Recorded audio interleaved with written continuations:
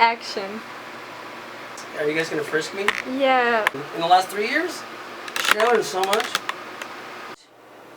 If I don't spread my music to all corners of the world the way my sensei, my teacher, told me back in the 80s, the universe is, the world is pretty fucked up. And that's why he said it's my dream and my goal to change the world through my music.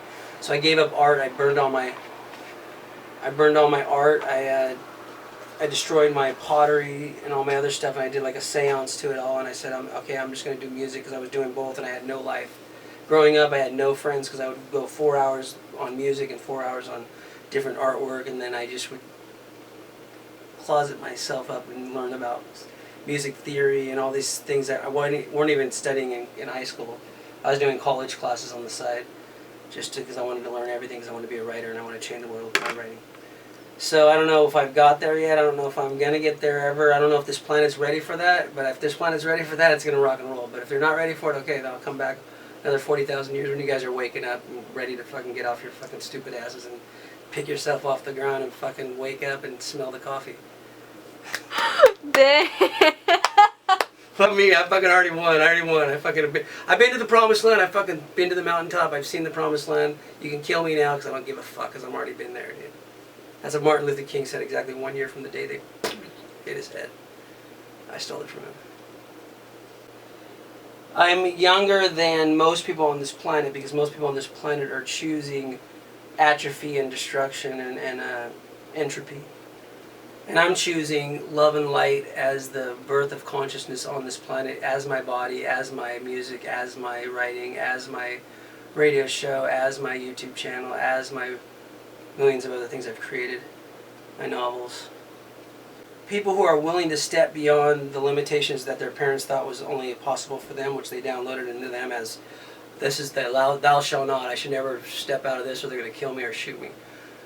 Once people decide to step out of that range of impossibility that their parents dogmatically taught them from the culture they were brought into this planet believing was not fucking them out of consciousness, but was actually fucking them out of consciousness.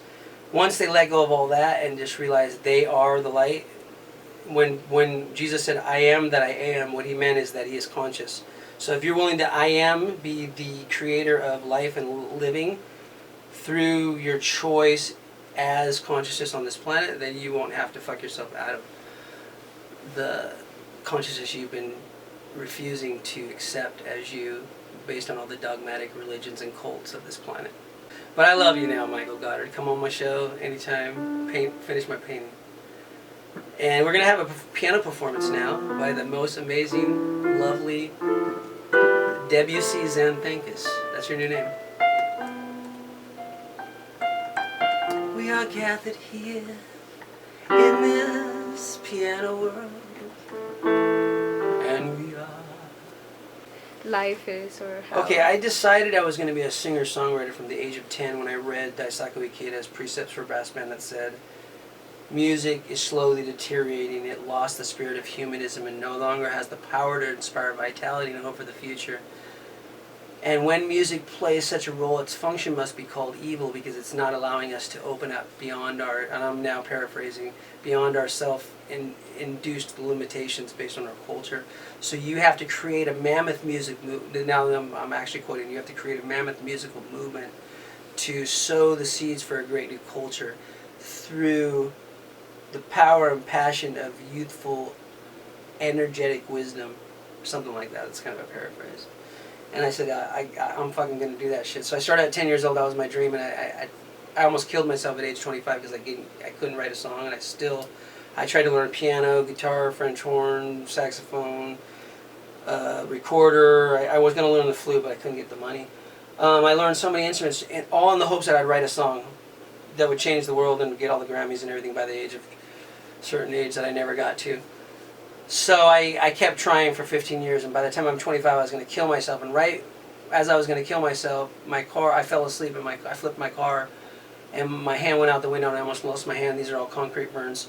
And I landed in Compton Memorial Hospital on a Sunday where all the friggin' ladies were going, I got hit upside the head with a smooth, my mouth is all big up, my eyes are big.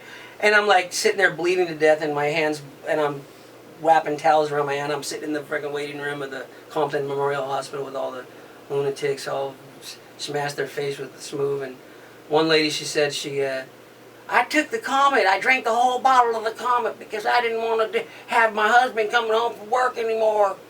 Look at the lens. So when that happened, I decided in the hospital that I'm going to let go of all the projections, expectations, judgments, conclusions, rejections, separations, linearities, concentricities, form structures, and significances of my reality that I was choosing, which was limited, to break through, to write something that changes everything. And I'm not going to judge it because I judged everything up until that point, which is why for 15 years I couldn't write a song, because every time I started to write a song, the little voice in the head said, no, you can't do this, it's not good enough, you're not good enough, you're not smart enough, you're not rich enough, you're not pretty enough, we don't wear the right clothes, you're not in the right fraternity organizations, your parents aren't members of the chess tournament club and the freaking ping pong, whatever. All that shit in my head tell me, no, I can't do it, so I kept writing songs that could have been very beautiful, but I judged them as wrong because they weren't good enough and I couldn't play them on stage. And so I didn't really finish a song until I finally almost killed myself. And in the hospital, I started writing my first song, and I wrote it, and I played it at a district meeting, which is our Buddhist meetings in Orange County, and all the people said, oh my God, next meeting you got to write another song, you're so great. And so I fucking okay, I have to write fucking now every week another song. So I started writing songs, and songs just started flying out of my head because I got rid of the idea that I was wrong or anyone was wrong who couldn't express themselves in a way that they didn't have to judge it, which is everybody. Everybody judges what they do, so they don't want to put it out to the world because they think people are not going to like it and they're not going to buy it and they're not going to... It's because they're afraid they're not going to be received, and because someone in their family didn't receive them, or everyone didn't receive them the way they should have been received, as a magical, beautiful gift to this planet and to the universe. So that's what I hope with my music. People will realize that they are the gift they are to this planet, and they are here with me, co-creating a new, beautiful reality beyond anyone's wildest limitations. How's that? Small order. That was good. The main gist of why I'm doing what I'm doing in the crazy ways I'm doing it is because people aren't willing to see it in a normal way, because I tried for 20-something years to do normalness on this planet, especially in the United States, with my books and my teachings and my radio podcasts and stuff, and people just couldn't handle normalness. So I started going off a little on deep end of craziness on my show, and I did that, and I called it a comedy healing show because I wanted people to realize that I was making people laugh at this reality, because this reality is what we're choosing, which is complete nonsense and alienation and depravity, and we're only choosing it because we're not willing to step into something bigger, which makes us feel uncomfortable because we never were given that by our parents, our teachers, our institutional learning. I'm the unofficial spokesperson of Willie FM 105.7, so that eventually they'll find me and I can find them and I can finally find my tribe again, because they're doing the most amazing music in the world out of San Diego, out of DJ, broadcast throughout San Diego. So I'm hoping that this show, when I interview people, some of those sound bites of those shows or the full shows will be broadcast on this radio show all through San Diego, and people can tune in on Wi-Fi radio, what's it called?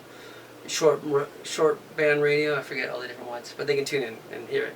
And we'll be syndicated all over the world through different college free shows or whatever, like Democracy Now! And all the other worldwide syndicated progressive life-changing events called radio shows. I love y'all. Join the channel, bring your friends, your worst enemies, send them our way, we'll kick them a new asshole. Alright, I love you.